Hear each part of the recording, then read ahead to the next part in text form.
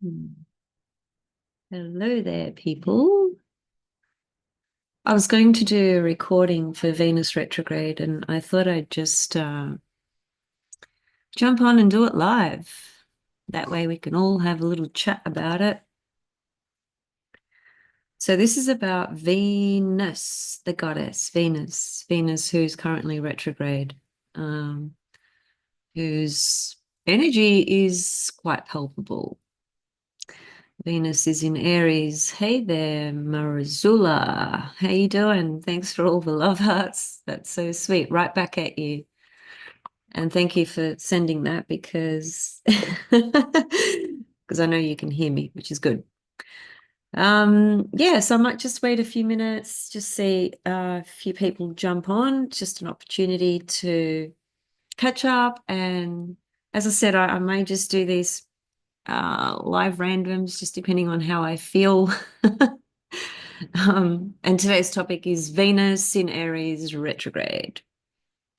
So this Venus cycle, has so many layers to it. I wonder if you've seen the recent video I did with Rumen Kolev, which goes into a level of Venus that is pretty much not discussed with, I want to say, most astrologers.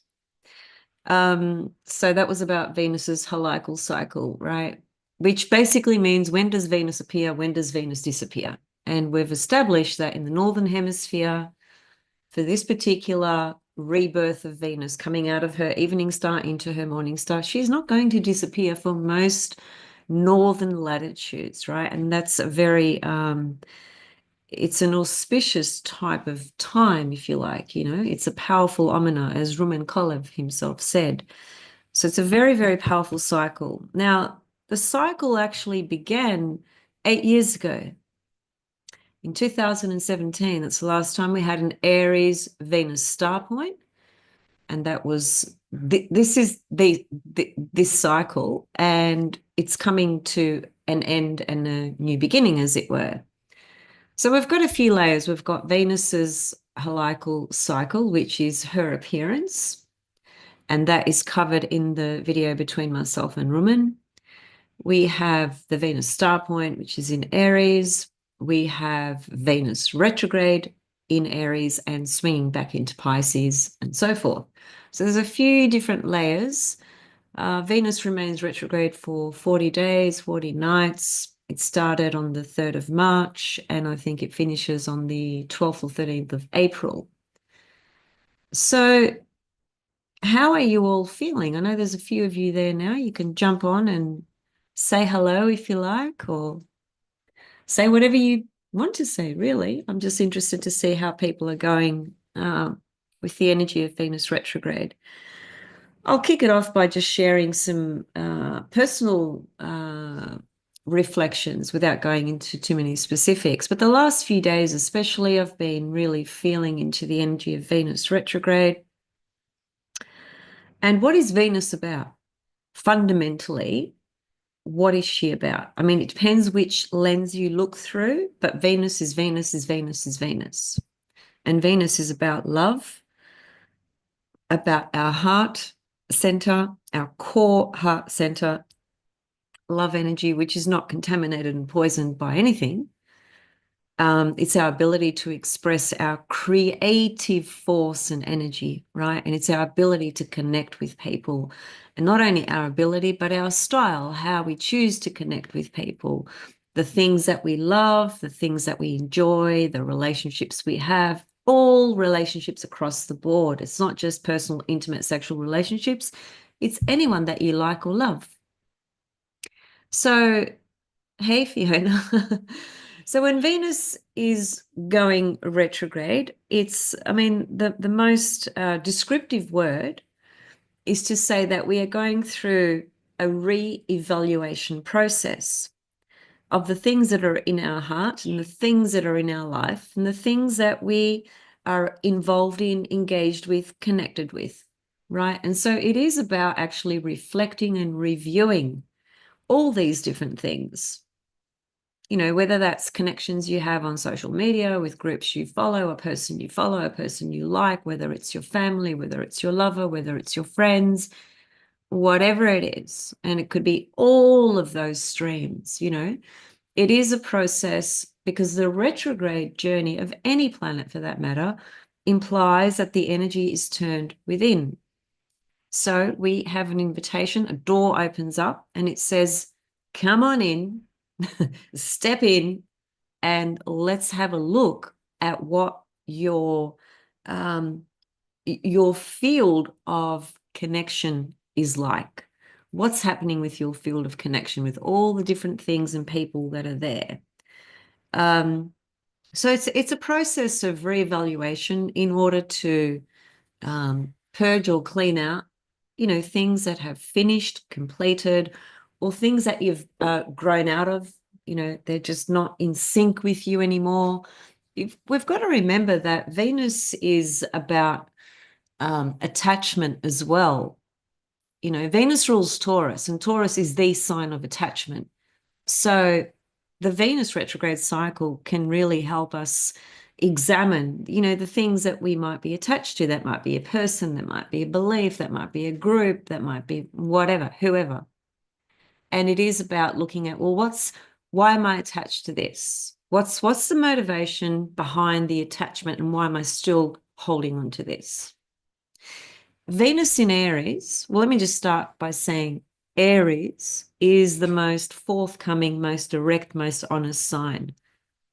Whether you like it, whether you hate it, whether you love it, whether you're neutral, doesn't matter. This is the archetype of Aries. It's very direct and very honest, to its own detriment a lot of the time, because we live in a world where people don't like to be honest and upfront. Just take a look around. Don't take my personal take on it. Look around at the world. And at the moment, with Neptune at the end of Pisces, my God, there is so many stories, so many things that are, just literally just being dismantled and crumbling, to the absolute hill, like narratives and, things, personas, things that people put out there representing themselves as though they are this or whatever it is, the disillusionment is cracking, it's all cracking away. So this Venus star point that occurs around the 20th, 21st, 2nd of March, right, on the equinox, is so powerful. She's actually obviously conjunct the sun, but see, Neptune is very close by as well in the mix. I'll show you the chart. Oh, damn it, I can't show you the chart. I forgot that I can't share on this live stream thing. Or can I? I think did I work it out last time? I've just had a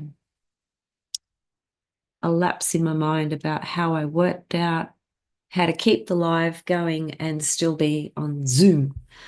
Here we go. Yay. That's awesome. I'm excited. It's the little things. It's the tiny little technical little details that sometimes are so important. Basically, I can see my Zoom screen. That's why I'm a bit excited.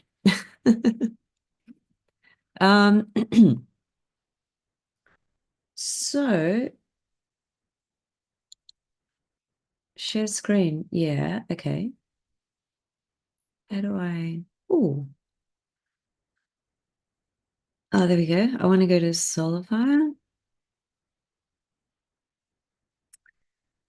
Yeah, I'm a little bit confused now. I don't know if you guys can still see me. Hopefully you can. Hopefully you can see this chart. This is the conjunction between the Sun and Venus, forming the Aries Venus star point on the pentagram. The pentagram that we just demonstrated with Roman is a very different pentagram to the pentagram I'm referring to at the moment. Just to be clear, the pentagram with Venus in Roman's program, that pentagram that we showed in the charts, in the examples that we gave, that corresponds to the 5 points over an 8-year period where Venus will appear in the zodiac. The pentagram that we're exploring today, relative to the Sun-Venus conjunction, corresponds to the 5 Venus star points on the wheel. There's only ever 5. There'll only ever be 5. It's always just 5, right? And so it's a limited amount of signs. And so every 9.3 months or 9.5 months, these star points, they click over, they rotate, they go to the next one, and then the next one, and then the next one. And so we are coming out of a Gemini evening star point, okay, which was the last activation on the wheel. And now we are stepping towards the Aries Venus star point around the equinox time. There it is there for Melbourne time, 23rd of March. You guys in the Northern Hemisphere will be on the 22nd of March. It's at 2 degrees of Aries. So it's worth looking at where is your Aries house in your birth chart. Where is 2 degrees of Aries? Does it line up with anything, and so forth? And remember that this cycle began 8 years ago. So something pretty important is closing, and something brand new is being reborn, as it were. As I mentioned in I think a podcast I did yesterday, this cycle for me is, it's bittersweet because it's 8 years ago, when my father transcended. There's nothing sweet about that. But there is something sweet about Venus. Even in certain moments in life where we experience tremendous grief and pain and suffering, there's always other memories that are connected to that in some way. That's why it's bittersweet. So what have we got here? It's square the moon.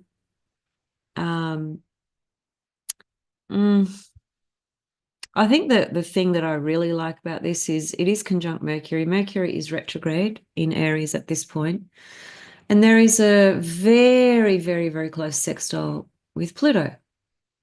So I like the sextile from Pluto. Let me just go back to the screen where you guys are so I can see comments again. I've just kind of lost you guys. There you go. Where are you?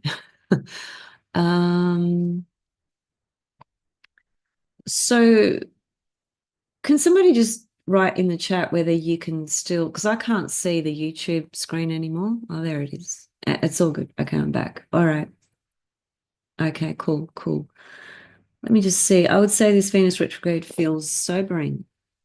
Okay.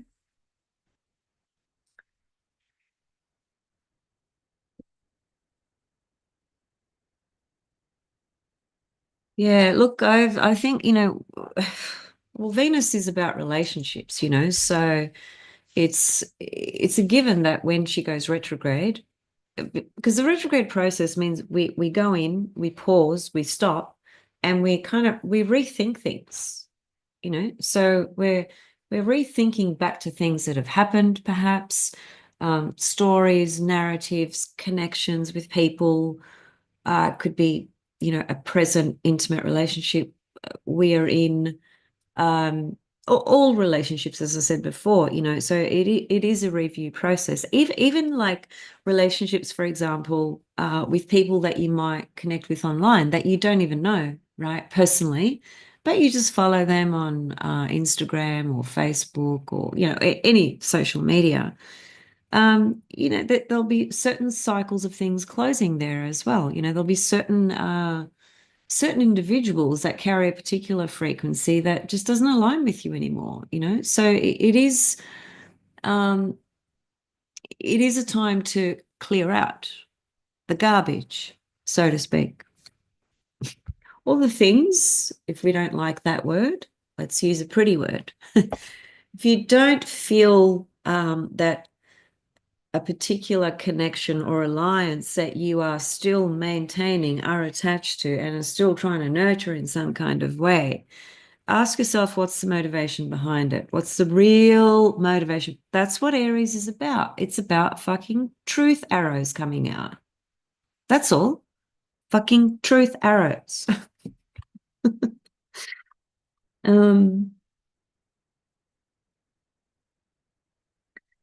This is to Luz da Viola. Luz da Viola. So what does it really mean if you're born with Venus retrograde? Well, first of all, You are probably born, you would be born very close to a Venus star point, because when Venus is retrograde, she is conjunct the Sun, and it only happens in certain signs. And it's like, I suspect, and please tell me in the comments, is your natal Venus conjunct your Sun? I suspect the answer would be yes. So your Venus star point and your natal Venus are the same energy, same sign. They do have different meanings. And in order to answer your question really, thoroughly, I would need to know more about you and your chart. I don't want to just throw out incomplete sort of statements, But if I'm just going to, keep it very, very simple and talk about what does it mean to be born with Venus retrograde, quite apart from being born with a Venus star point being your Venus. It depends what sign it's in as well, But I think Venus retrograde, what it tends to do is it tends to throw us back onto ourself a lot more. We're not looking so much for the validation of others. We actually need to get more in touch with it ourself, from ourself. So it's Venus rules Taurus and Libra, right? Those two signs. And when Venus is retrograde, she's sort of thrown back into that Venus in Taurus energy. So it's about finding her own worth, her own values. She finds that through relationships, of course, but there is something different about a Venus retrograde versus a Venus direct. There's something very soulful happening internally, for the person around the experience of love and everything they share and give and allow others to see of them, It's a lot more complicated, but those are just a few statements.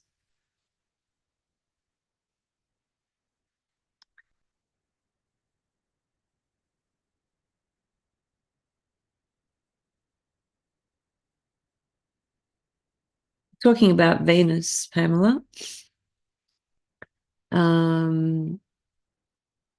PH, Venus retrograding over my MC. Okay, so Aries on the MC. So think about, the last 8 years. What started 8 years ago? What was going on in your life 8 years ago? Because it's connected to what's possibly going to show up this time round.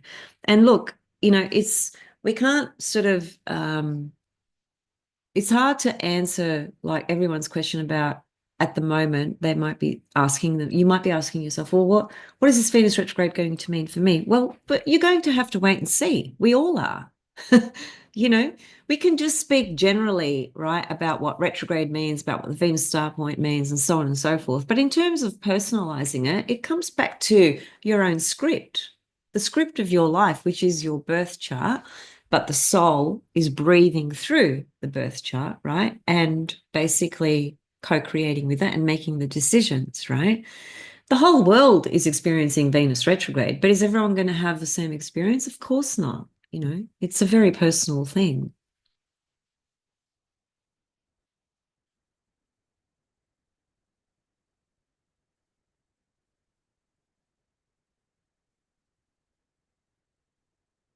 Okay, so I'm just trying to visualize Luz's details. So Venus in Leo.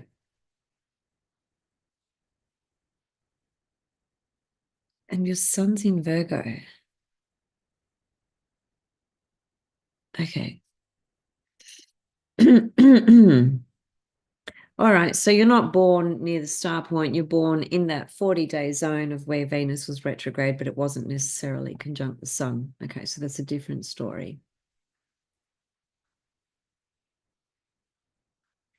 Yeah, there is this again to lose. There is a lot of negative talk about planets being retrograde. I don't really view them in that negative light. I think that's a very limiting way, you know, to understand an archetype and the way the planet is operating in the chart. Some things can feel maybe a little bit more challenging, but nothing is really negative as such. It's just more, perhaps more challenging in different ways, you know, and retrograde planets can be challenging. But on the other hand, if you understand retrograde planets from the teachings of Jeffrey Wolf Green, a retrograde planet, and I've observed this and I've drawn that correlation myself over many, many years. So he's 100% right in what he's saying. The more planets retrograde you have in your chart, the more you're going to do your own thing in this life. You're not going to be a sheep. You're not going to be a puppet. You're not going to be controlled and whatever. You're not going to abide by that consensus reality and live in that scheme. You're going to live your own life. I'm not saying you're going to go out there and create mayhem, or you might be very rebellious. Basically, when a planet is retrograde, there's something very profound on an evolutionary level, which is implying that we are working with that energy ourselves. We don't need the validation from out there to feed back to us what we are experiencing or what we are needing from this reality, from this experience. So planets retrograde are actually quite powerful. Just depends who you are and how you view things, you know.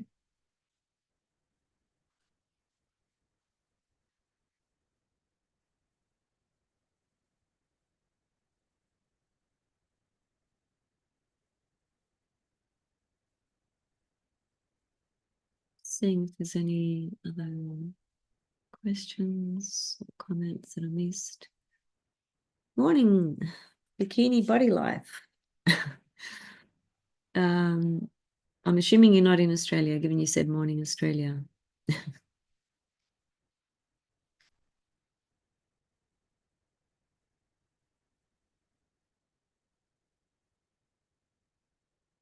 Okay, so basically, we are at the beginning of Venus retrograde. I think, you know, with Venus in Aries, we're going to hear, and you probably have heard, you know, a lot of different comments or thoughts or perspectives, you know, the heroine's journey, for example. Venus is the heroine. You're going to hear things about, you know, how to get more in touch with that heroine's journey. And, you know, Venus retrograde is you know, sort of a palpable time to do that. And it is, you know, it is. But I guess what I'm trying to say is that, you know, often there's a lot of comments made about the journey that planets are in, and the implication is, you can embody this energy in this way, you know, and I can help you do this. I can show you exactly how to do it and so forth. But my argument is with those sorts of comments, although, you know, we can have some guidance, at the end of the day, we need to work through these things ourselves, you know, and Venus going retrograde is suggesting that. She's taking you inside yourself, you know, so that you can actually reevaluate your own stuff. It's called being independent, right? Aries, Venus is in Aries, having autonomy, having courage, Aries, to be honest with yourself, Aries, honest with yourself, Aries, about everything Venusian in your life. It's in one way, it's not that complicated, you know. It's a reflective, retrospective journey that we can benefit from in multiple ways, depending on who we are and what's going on in our life and what we do in the 40 days that Venus is retrograde.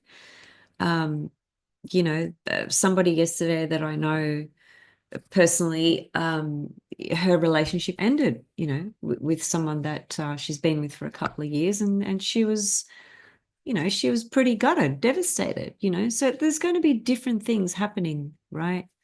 To different people. It's not the same experience for all of us.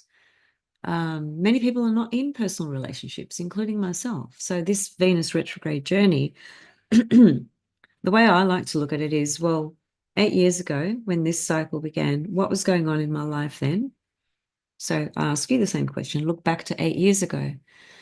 And it's quite an interesting time because this Aries star point, it's slowly uh, finishing, right? The Aries path, which it's been on for the last 90 years.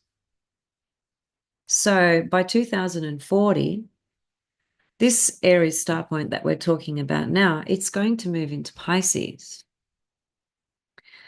which has a, you could say, a more positive sort of omen about it, if you like, because when we project this to the collective, Aries is ruled by Mars, so it's a planet of anger and war. So, but on the other hand, we have those elements of Aries that we all need to develop in ourselves. You might be a person who doesn't have strong Aries in your chart at all. You don't have any planets in Aries. You don't have any planets in the first house, and Aries is like a black void to you. So when something faces you that's a real Aries type of energy, it's so alien to you. It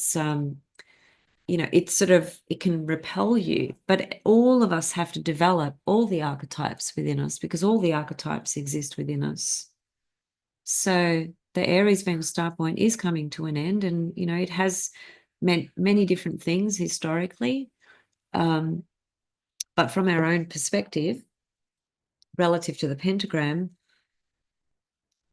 first of all, is it the head of your pentagram, or is it one of your arms or one of your legs?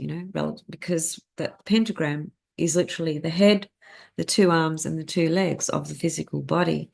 All of them are important, but they all reflect different things. So this might be your receiving arm. Aries might be your receiving arm in your pentagram.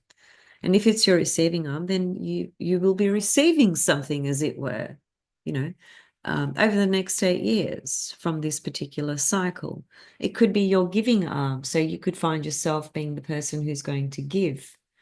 The Venus star point is about giving, though, primarily.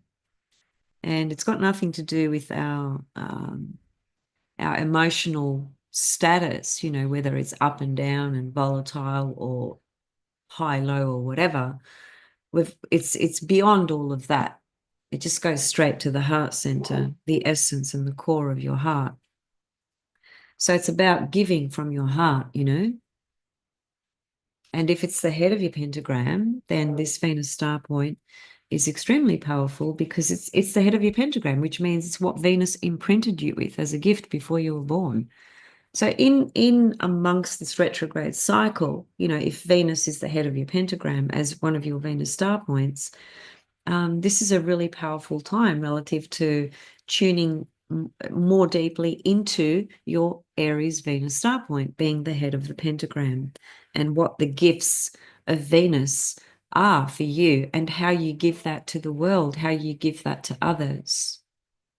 It's a different process and journey for all of us.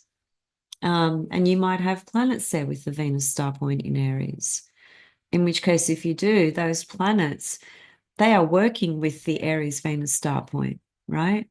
And so they're like characters or actors, that are working with the Venus star point. So the Venus star point energy is kind of infusing herself through the planets that are next to your Venus star point.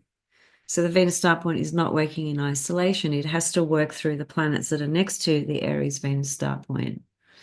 If you don't have planets there, then the Aries Venus star point is acting in a more pure form on its own without any other planets influencing it. So there are different things to consider depending on whether Aries is the head of your pentagram, or whether it's a receiving arm or a giving arm, or receiving leg or giving leg, or where Aries is in your chart, where the retrograde's happening, etc., etc. But it really feels to me that it's a really clear sense of something something very significant really coming to a close. And some people will feel that a lot more than others. And something, totally brand new beginning, right? Which is Aries. Aries is always new beginnings anyway. But yeah, there's just something there with the Neptune being so close to this as well, and the sextile from Pluto is great. Pluto's not an easy energy, but when Pluto's offering you a sextile, you take it. Because it's basically offering you an opportunity. And what might the opportunity be here? Well, it can be a million different things depending on who you are, but I don't want to speak to collective things. I'll just stay with personal things. I think the sextile from Pluto to the Aries Venus star point, which occurs around the equinox, which is a Sun Venus conjunction, otherwise known as a cazimi, it might just be the ability to, the most obvious thing that comes to mind is transformation, That could be transforming yourself in certain ways where you're able to express more of those Aries imprints from the goddess, from Venus. Because let's just imagine that you've got nothing in Aries in your chart, nothing in the first house, and then you've got this Aries Venus star point as part of your pentagram, right? And it's just sitting there on its own, nothing's connected to it. That energy it would be so alien to you. So this sextile from Pluto, this is happening for the first time ever, because Pluto is at 3 degrees of Aquarius, right? 8 years ago, Pluto was not at 3 degrees of Aquarius or 4 degrees of Aquarius for that matter. It was back in Capricorn, right? So this sextile from Pluto is a brand new, it's a brand new door, brand new connection to this Aries Venus star point. Very powerful stuff, actually. Sextiles are they can bring through certain opportunities that otherwise wouldn't show up. So yeah, once again, it just depends what's going on. Andrea, you're an Aries. Nice, nice.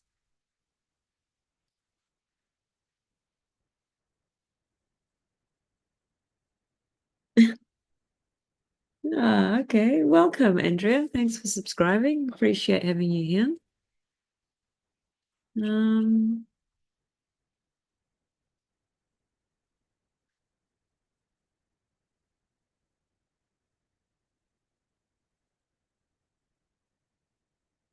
all right, Fiona, the Aries star point is opposing your sun. Um, yeah, I'm curious now because I don't remember that. I'm just gonna have a quick look-see. Um,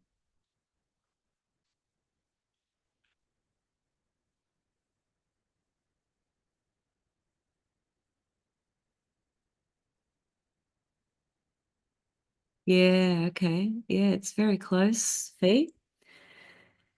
You're right. It's very close to being opposite your sun. Where's YouTube gone? It's hard to. There we go. Fee, yeah, it's really close to opposite your sun. It's just 1 degree away, so that's definitely an opposition. You've kind of had it in play from 8 years ago, because 8 years ago, this Aries Venus star point was 4 degrees and your sun is 3 degrees, right? So, yeah, I wonder if you think back, to 8 years ago, what was going on then and how something might be coming to a close and also a new thing beginning as well. It's because your sun is sort of sitting in between, like this 16-year frame from 8 years ago and 8 years moving on from now for the next 8 years. That's 16 years, right? Where this Venus star point has been and will be very closely opposite your sun. See how, like, how long the Venus star point, can be activating one of your planets in your chart, because of how slow these Venus star points move. They move between 1 and 2 degrees every 8 years. So they're very slow in their movement. Hey, Natalie. Good morning. Hope you're well. Hope Elvis is doing well. Elvis is Natalie's dog. He's so cute. Very star point on the south node. Yeah, okay. Do you know if it's an arm, leg, or it's not the head of you, because the head of your pentagram, I think from memory, is Aquarius, right? Correct me if I'm wrong. So, yeah, is it an arm or a leg? Giving, receiving? Pebbles, Venus star point in Scorpio. Yeah, I'm with you on that. I've got a Venus Scorpio star point too. Chiron 7 and 7 Aries. Okay, so Pebbles, this star point has moved away from your Chiron now, well and truly, just simply because of how slowly they move. Just like the example that I was giving before with Fee's chart, who's got the Venus star point opposite her sun. It's within range over a 16-year period. Once you get this kind of orb, like Chiron, your Chiron is 7 degrees of Aries, Venus star point is going to be 2. That's 5 degrees away. 5 degrees translates into 16 years or something like that. It's a long time. Alice has a bladder infection now. Ah, poor baby.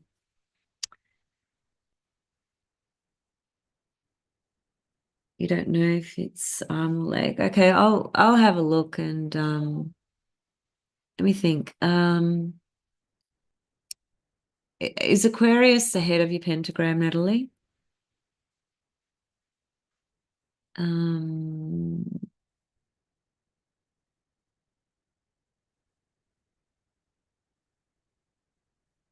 Aquarius.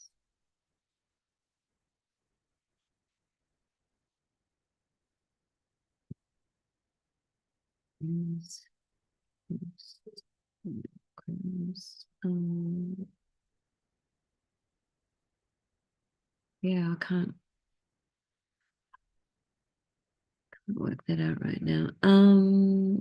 I keep losing the YouTube page. Yeah.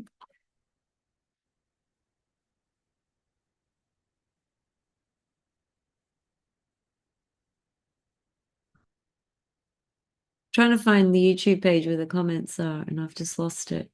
Oh, there it is. Yes, head in Aquarius. Yep, yep, yep. So Aquarius actually, Aries gives to Aquarius and Capricorn. Aquarius and Capricorn, I say Aquarius and Capricorn because of the year you were born in, it was Aquarius, but subsequently it became Capricorn, that star point. I think that was in the 1980s. So Capricorn, Aquarius. And Aries gives to Capricorn, Aquarius. So must be yeah, it's a giving. So you have to, no, I have to think about that. My brain's just not seeing it clearly in my mind.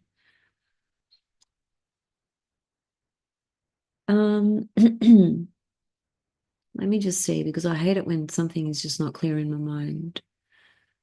Um,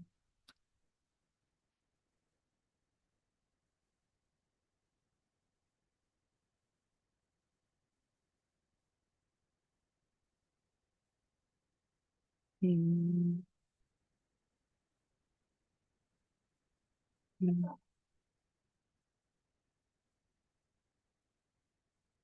yeah, and actually it's your giving arm. The Aries star point is your giving arm.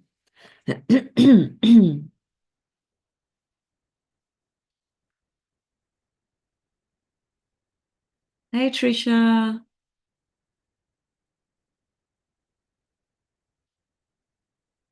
Yes, I remember your natal Venus star point. There's a couple here with an Aquarius Venus star point. Trisha and Natalie both have that. So Aries is the giving arm for you guys.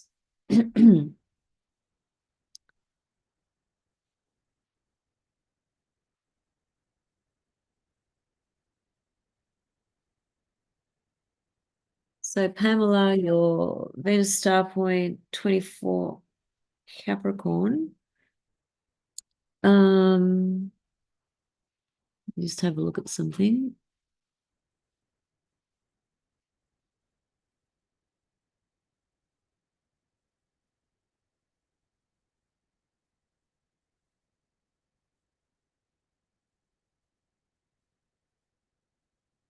Pamela, were you born around 2004? Close to that year? Because that, if you are, then that would make sense that, yeah, your Capricorn Venus star point's 24 Capricorn.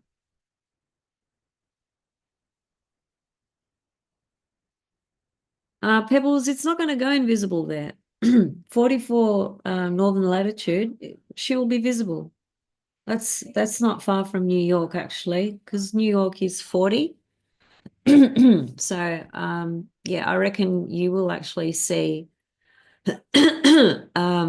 Venus, like from one moment you'll see her as the evening star, and then 12 hours later in the morning, you'll see her rising as a morning star. Like you guys in the Northern Hemisphere, honestly, you don't realize how freaking lucky you are to see this phenomena. It only occurs once every 8 years and not at every latitude. So if you have the opportunity, like I really encourage you to, if we want to talk about embodiment, right, and taking the heroine's journey and, blah, blah, blah, all that fancy language that people use, right, in their YouTube videos or whatever, right? Fuck that. Just go out there and have a look at Venus. That's embodiment. Go out and have a look at her. That's it. And see how you feel after that. Do it every morning. Because she'll be in the Eastern Horizon, rising as a morning star for months. It's a beautiful thing to see. I've done it many times and it's magic. Nothing can compare, no other person's words or teachings or nothing can compare to that. That's what the ancients used to do. That's what they did back in Mesopotamia. They would go out there, they'd look at the sky, note everything down. That's how they figured out these heliacal cycles and all this other stuff that we have no fucking clue about. That's how you do it. Go out, observe. It is fascinating. Yeah. So Pamela was close to your year. Yeah, thought so. Natalie, Saturn squaring my sun. Yeah. Mm. Yes, yes, yes. A Saturn hard aspect to the luminaries is a rough period. It is. I'm not going to, fluff it up and talk shit about it. It's difficult. I had a hard aspect to my moon not that long ago when Saturn was in Aquarius, so Saturn went over my moon.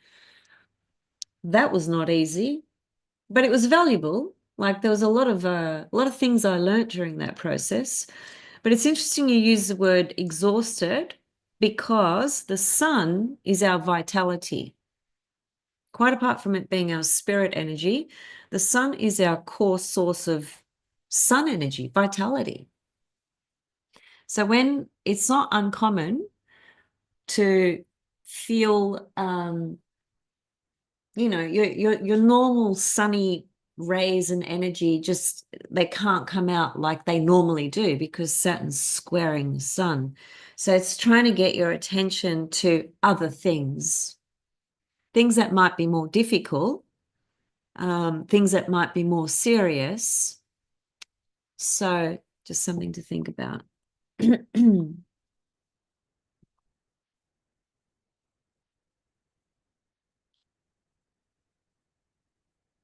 you left your job 8 years ago. Okay. And you're at a very different place in your life now, aren't you? And I know that because I know you personally. So that's interesting, isn't it? Yeah, okay. The Aries Venus or any Venus star point, it is a very powerful energy for so many different reasons, and it's in one way, like especially if you go out and watch Venus rise as the morning star, and then you'll really understand what I mean. Her brightness, she sparkles like a diamond when she's a morning star, literally sparkles like a diamond. It's the most gorgeous thing to see. So think about that, how she visually appears on the eastern horizon as a morning star. That's the vibration and the energy of what she's putting the spotlight on. She's putting like that diamond effect, that light onto that area of your chart, wherever that is. Sometimes, however, difficult things can happen with a star point activation as well. I'm a perfect example of that. 8 years ago, last Aries Venus star point, my dad left this world. And that Aries Venus star point was hitting off some specific midpoints in my chart. It wasn't even direct, conjunctions, because I'm in Aries. I've got Mercury in Aries, Sun in Aries. So it wasn't a direct conjunction to my Sun and Mercury, but there was some midpoints there that it was hitting off. And one of them connected Ceres, the goddess Ceres. And Ceres, whenever she shows up, she's going to take something away. Ceres has got to do with death, basically. So sometimes the Venus star point can shine the light on a transcendence, on a particular part of your life, chapter, journey, something coming to a close. Usually endings are not easy, for most of us, they're not. Even if it's a difficult ending, because from the point of view of it's a terrible relationship, I want to end this relationship with that person, for example, right? We've all been through that. Is it easy though? Even though that person's, XYZ. No, I don't want to be with that person anymore. I don't want to be in this relationship anymore. It's typically not an easy thing because it's a death. Every ending is a death, but it's always followed by a new birth.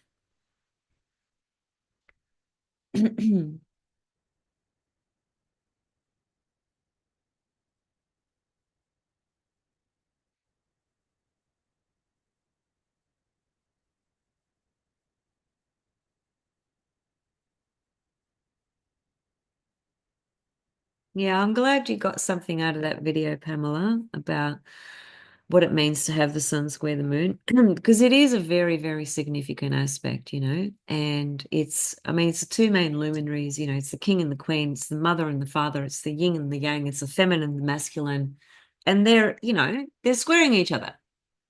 It's not easy, but it can produce a lot of good results as well. Squares basically correspond to high achievers. Is the path easy? Not necessarily. But can they accomplish a lot? Yeah, they can. Squares basically kick us off our butt. They make things so uncomfortable that we've got no fucking choice but to take a different course of action. For instance.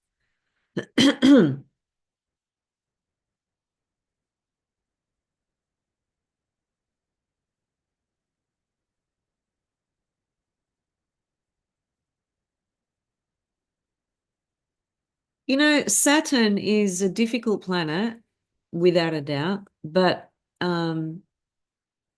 it's more difficult if you're born at night. That's a fact. It's absolutely true. If you're born at night, Saturn is more difficult. So Saturn transits are usually more difficult, for instance. Natal Saturn in your chart will be experienced more acutely, if you're born at night.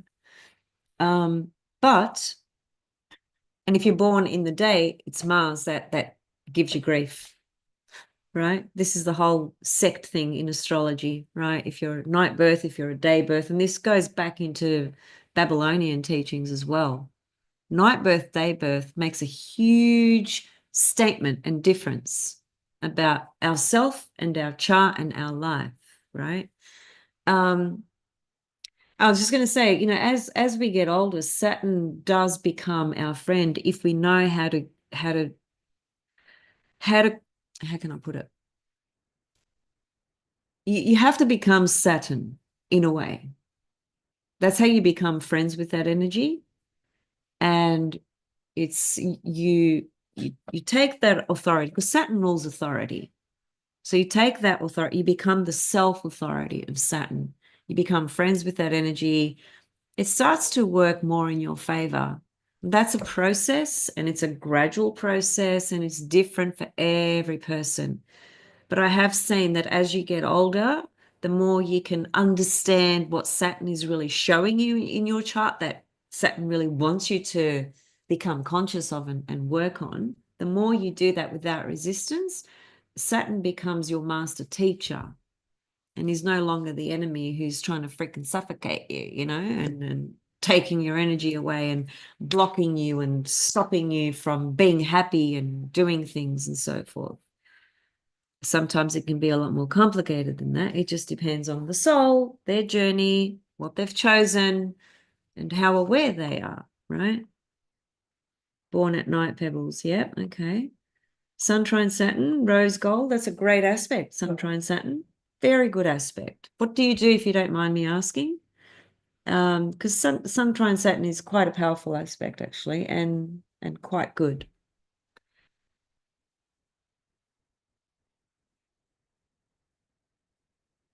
Hmm.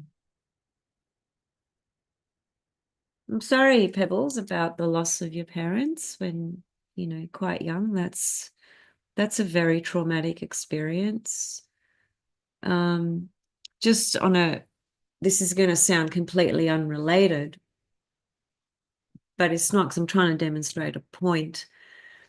It seems that the people who do not have um, a strong start in life, what I mean by that is having the love and nurture by both parents, or at least one, if not both, ideally both. And again, depending on, where these people are born and so forth, it does almost always lead to, really cataclysmic lives through the choices that people make. For instance, I'm watching a show at the moment. It's called I Am Killer. So it's a documentary, okay, that's basically that these people go and interview people who have been incarcerated for millions of different reasons. And they interview them and they talk to them about their journey and how they got there. And I've watched multiple episodes already, and the most common thing that all these individuals have in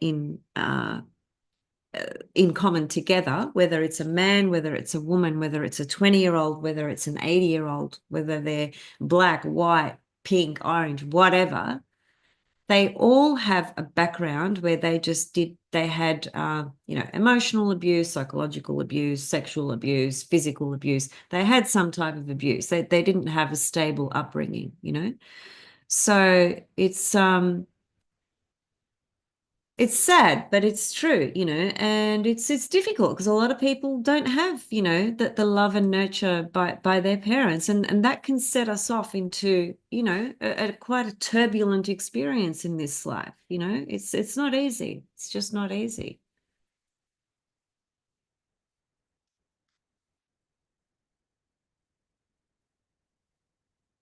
I'm just reading Natalie Ellison's comment about her Venus retrograde story.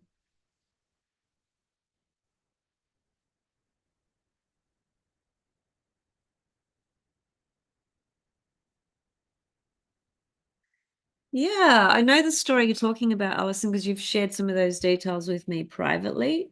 And I've got the image in my mind of the whole thing. And that is very, very, very, very interesting, isn't it? That do you think it's sincere? Like, does he have true remorse towards you and the other person? Is it sincere?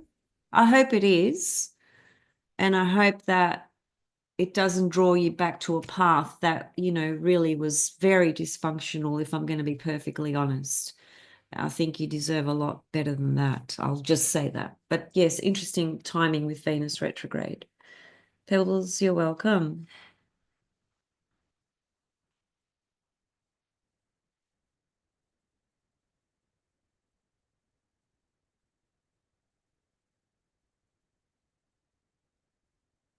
Rose, you're trying to figure out what to do. Yeah, fair enough.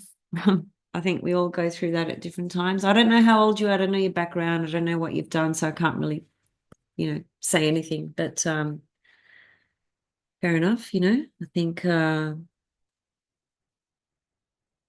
it's an interesting dilemma, that one, I think, because do we do what we are told we are supposed to do? Or do we find our own authentic pathway, which doesn't match the expectations of maybe what society or everybody else has of you? It takes real courage to step outside that paradigm, the consensus reality, and find what's true in your own heart. And, within that context, it's also about, well, is it money that motivates you? Is it passion? Is it creativity? What is it? Different things inspire and motivate us. I'm certainly never inspired by money or motivated by money. Never have been, never will be. But each of us are different. I'm not making a judgment on people who are motivated by money. That's, each to their own, right? But, that the money thing is a bit of a problem because it, as a collective thing with certain schemes or systems, that drive and control the narrative, that the level of greed is, it's insatiable, right? It's fucking toxic. And that, by the way, connects to second house Taurus, which in ancient astrology is called the gates of Hades. The second house is attachment. So attachment is a big problem for all of us on the earth.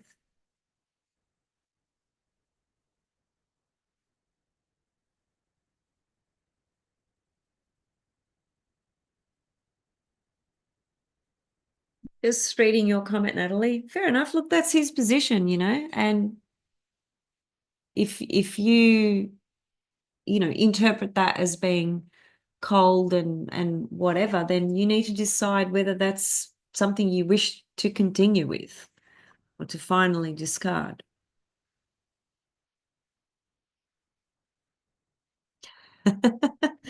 Pamela, thank you for your honesty. Yeah, we're all different, we all have different purposes and journeys and drives and passions and motivations. And there's no right or wrong in any of it, Um, there really isn't. Mm.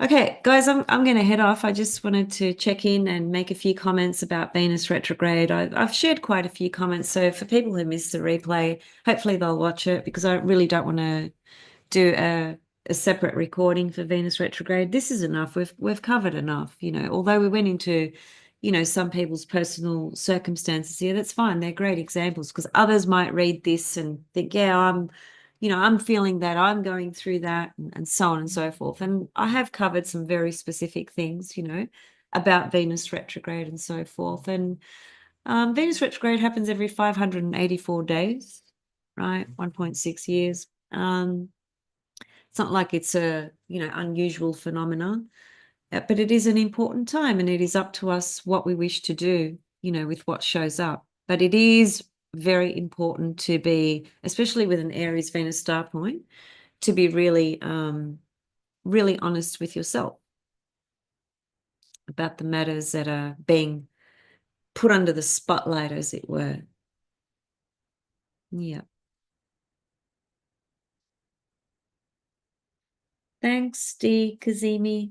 What a cool name, D. Kazemi. That's really cool. Ah. Oh, thanks, Pamela. I'm glad you found it valuable.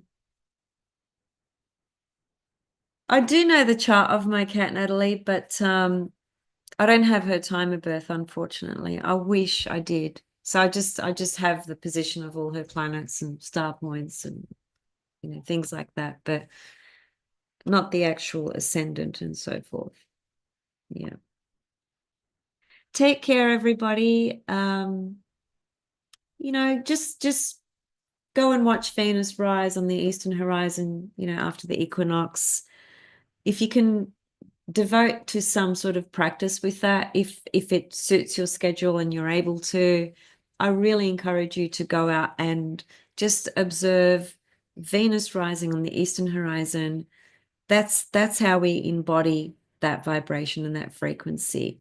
It's one thing to sit down on our computer, and it's one thing to listen to YouTube videos, and it's another thing to read a book. They're all different experiences, right?